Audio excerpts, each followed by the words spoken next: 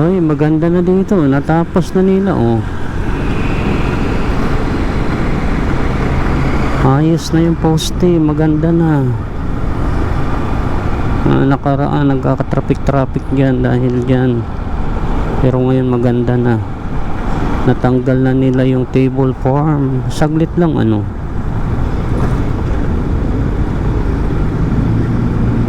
So, dito na naman sila magkakaroon ng table form. Magkaka-traffic na naman yan dito dahil yan naglalatag na sila ng table form.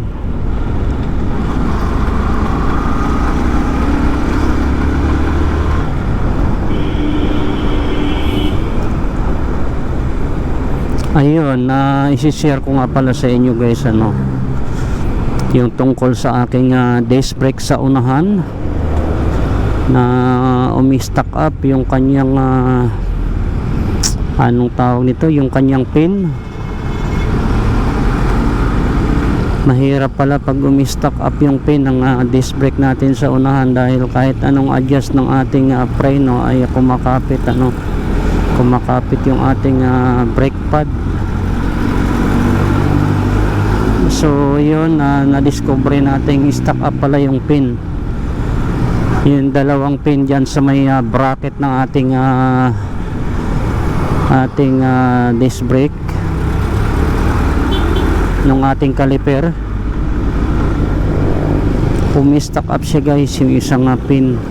So hindi na naglalaro, hindi na siya gumagalaw. Ayun, nahirapan pa kami magtanggal nung tinatanggal namin dahil nga sa kumapit ng husto yung kalawang, no.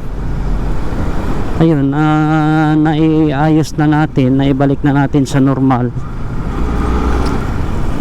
Nilagyan natin ng grasa yung dalawang pin na yun. Ayun, oh, ganda ng laro ng ating preno. Yung disc brake natin, napakaganda ng kapit at hindi na siya kumakapit, ano. Kasi dati kahit anong adjust ko ng aking brake, yung ano, nagpalit na ako ng brake fluid, nagpalit na ako ng brake pad, ang bilis maubos ng brake pad ko. Napakabilis lang maubos. Yun pala, stock up pala yung pin, di ko napansin. So yun, nung buhat nung naayos na natin yung pin na yun, ay balik na natin sa normal. Napakaganda na ng kanyang hatak kasi dati kapit yung ating brake pad doon sa may pinakadis nya, no. Kumakapit yung ating brake pad doon sa disc, kaya walang buwelo yung ating motor lagi kasi nga pigil ang kanyang takbo, pigil yung ikot ng ating gulong. So ngayon napakaganda na, napakaganda na ng kanyang kwan. Wala na tayong problema. Uy, paano to? Malalim na naman ang baha dito guys. Yan ang isang problema talaga dito pag umulan ng malakas. Napakalalim ng baha dito. Ayan, katulad niyan sa ngayon, malaking problema yan pag ikaw ay na-stuck dyan sa gitna, ano. Kasi pag na-stuck ka dyan sa gitna, obligado ka talagang tumukod. So hindi tayo po pwedeng sumabay dyan sa mga sasakyan na yan dahil yung tubig sumasalya yung tubig. Ngayon mababasa yung ating sapatos. Ayan, ayan, pwede na natin sabayan yan kasi mga motor na lang, hindi na sasakyan. Basta alalay lang tayo dito.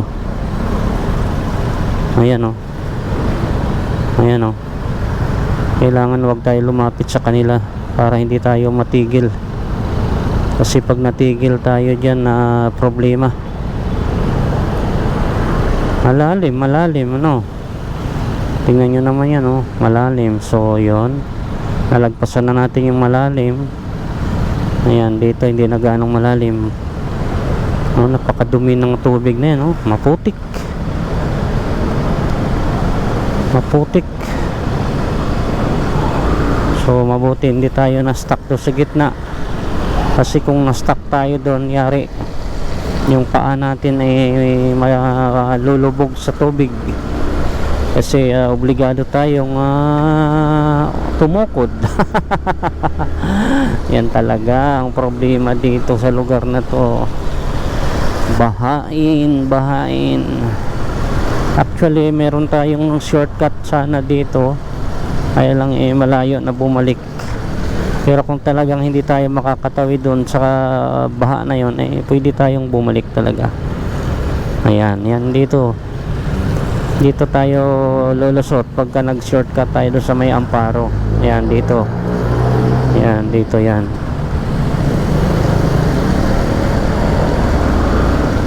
Ayan, wala nang baha. Absuelto na tayo, kaya lang yung motor natin nalubog na naman sa baha. Kawawa talaga ang motor.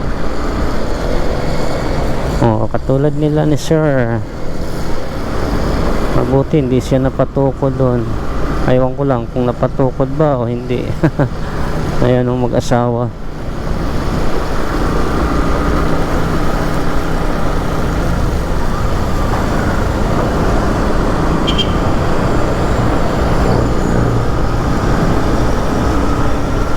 Ayan, dito na naman ang traffic.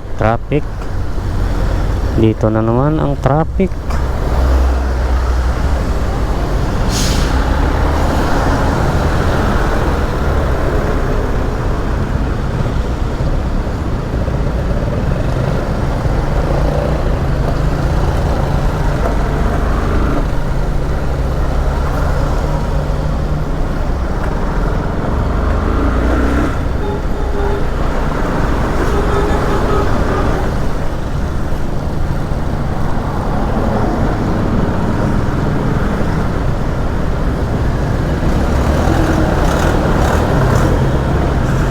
So dito na tayo sa tapat ni Iglesia ni Cristo.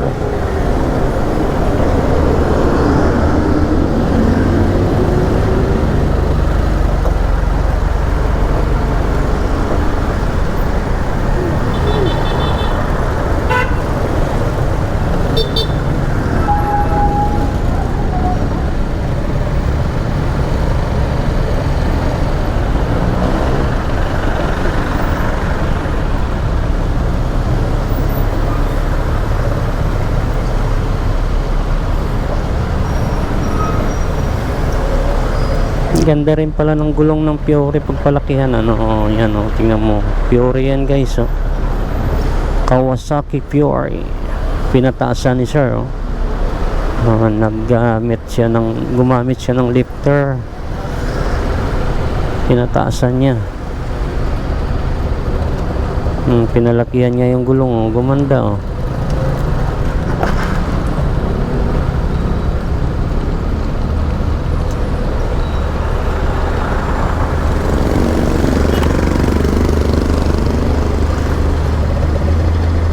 Ganda ng kapit ng preno natin.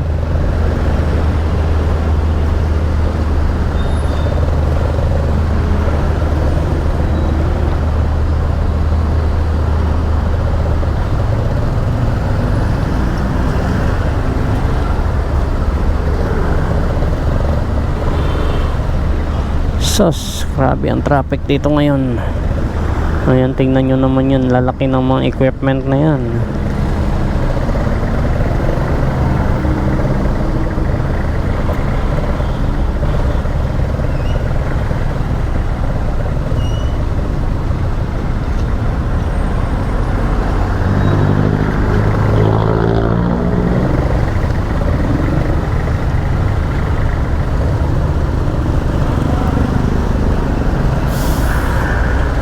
Ayan, mapapalaban tayo dito.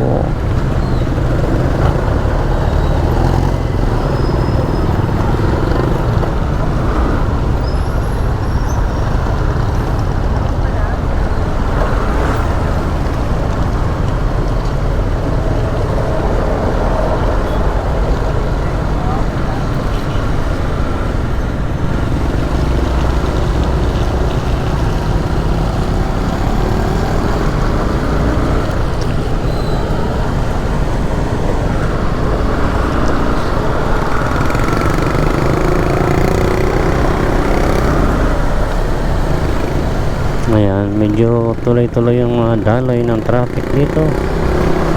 Tuloy-tuloy. Maganda. Hindi tayo gaanong na traffic.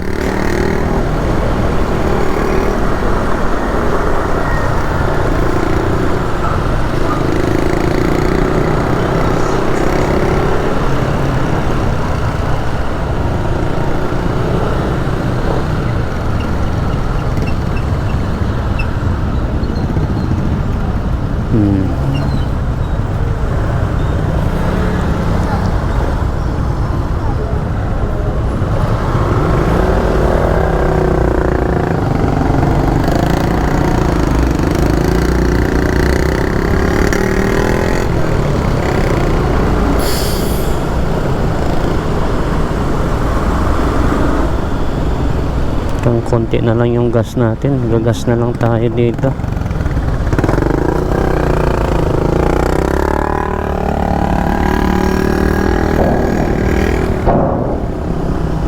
Gagas tayo ng 200.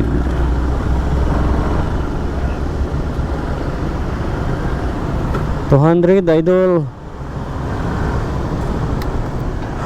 Unleaded 200. 200.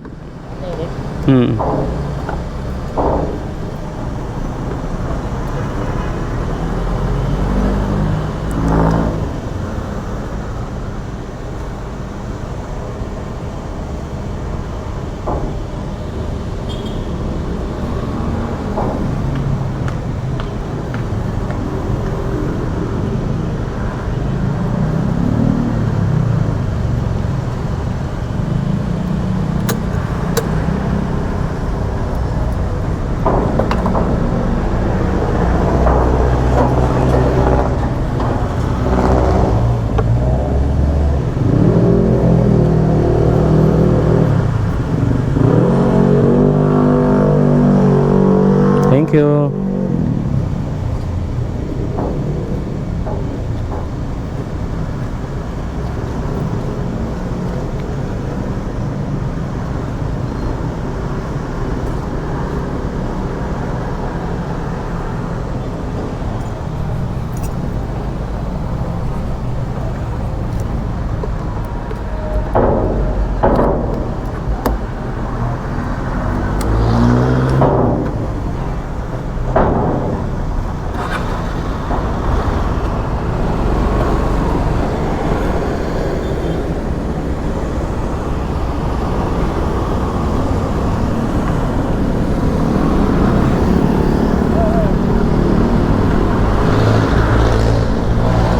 Ang bilis ng 200 natin.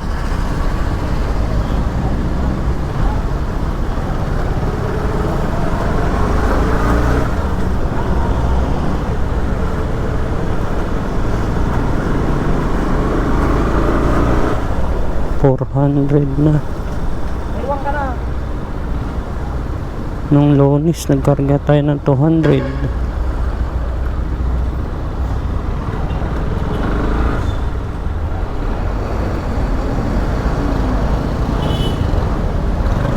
Ngayon lang tayo umuwi.